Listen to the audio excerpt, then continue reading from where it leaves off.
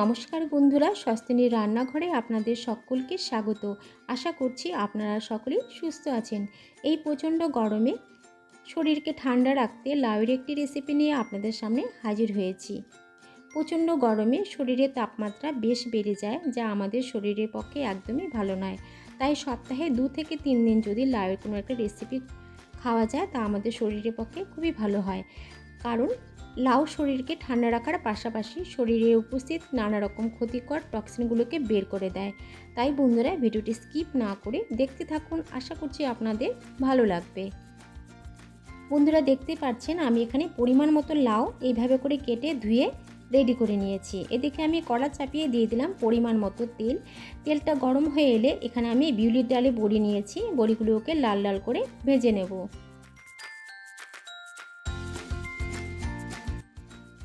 বড়িগুলো আমার ভাজা হয়ে গেছে, বড়িগুলোকে নামিয়ে নিচ্ছি। এরপর আমি একটু তেল অ্যাড করব। তেলটা একটু গরম হয়ে এলে এর মধ্যে আমি দিয়ে দেব গোটা একটি তেজপাতা, তারপর দিয়ে দেব 2টো শুকনো লঙ্কা। শুকনো লঙ্কা জাস্ট একটু ফ্লেভারের জন্য দিয়ে দিলাম। তারপর দিয়ে দেব হাফ চামচ রাঁধুনি, দিয়ে ফোড়নটাকে খুব ভালো করে ভেজে নেব যতক্ষণ না পর্যন্ত ফোড়নে একটা খুব সুন্দর একটা গন্ধ বেরোচ্ছে। ফোড়নটা খুব ভালো করে ভাজা হয়ে এলে কেটে রাখা লাউগুলোকে এর মধ্যে আমি দিয়ে দেব।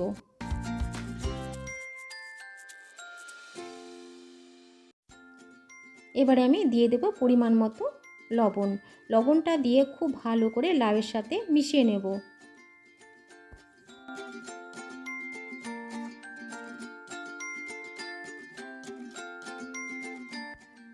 বেশ কিছুক্ষণ আমি নেড়ে নিলাম।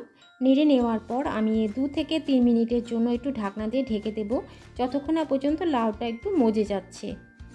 ঠিক 2 থেকে 3 মিনিট বাদে আমি ঢাকনাটা খুলে নিলাম। আপনারা দেখে বুঝতে পারছেন লাউটা অনেকটাই মজে গেছে। একটু কিছুক্ষণ নেড়ে নেওয়ার পর একটি মশলা আমি অ্যাড করব।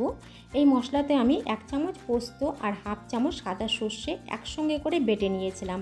সেই মশলাটি এর মধ্যে আমি অ্যাড করলাম। এরপর আমি ভেজে রাখা ডালের বড়িগুলো এর মধ্যে দিয়ে দেব।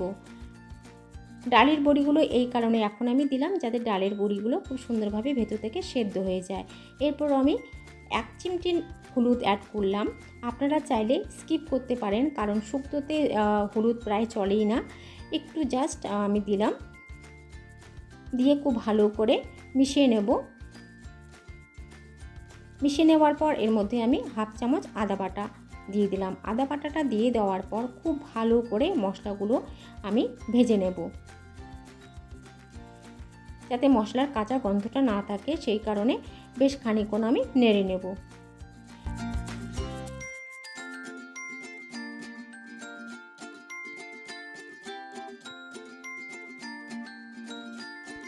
লাউ শুক্তো আমরা অনেকভাবে করে থাকি। আমি ঠিক যেভাবে আজকে আপনাদের মধ্যে লাউয়ের শুক্তো রেসিপিটি শেয়ার করলাম, ঠিক আমার মতন করে একবার হলে ট্রাই করবেন। একবার ট্রাই না করলে বুঝতে পারবেন না এই লাউয়ের রেসিপিটি খেতে কতটাই সুস্বাদু হয়। তো বন্ধুরা, দেখতেই পাচ্ছেন আমি বেশ খানিকক্ষণ আমি নেড়ে নিলাম। এবারে আমি হাফ কাপ গরম জলে আমি 1.5 চামচ গুঁড়ো দুধ খুব ভালো করে মিশিয়ে নিচ্ছি। খুব ভালো করে গুঁড়ো দুধটা মিশিয়ে নেওয়ার পর আমি এর মধ্যে দিয়ে দেব। আপনারা দেখতে পাচ্ছেন খুব ভালো করে মিশিয়ে নিয়েছি। মিশিয়ে নেওয়ার পর আমি গুঁড়ো দুধটা এর মধ্যে দিয়ে দিলাম। দিয়ে দেওয়ার পর খুব ভালো করে মিশিয়ে নেব। রেসিপিটি আমার প্রায় হয়ে গেছে। নামানোর আগে আমি এর মধ্যে দিয়ে দেব হাফ চামচ ঘি। ঘিটা দিয়ে খুব ভালো করে নেড়ে নিয়ে আমি ফ্লেম অফ করে দেব। তো বন্ধুরা, ভিডিওটি কেমন লাগলো অবশ্যই আমাকে কমেন্ট বক্সে জানাবেন। আর অবশ্যই আমার এই লাউ শুক্তো রেসিপিটি বানাবেন আর কেমন লাগলো কমেন্ট বক্সে জানাতে ভুলবেন না। আর নতুন বন্ধুরা আমার চ্যানেলটিকে সাবস্ক্রাইব করে আমার সাথে থাকবেন। সবাই খুব ভালো থাকবেন, সুস্থ থাকবেন। আবার আসছি পরবর্তী কোনো আমার ভিডিও নিয়ে।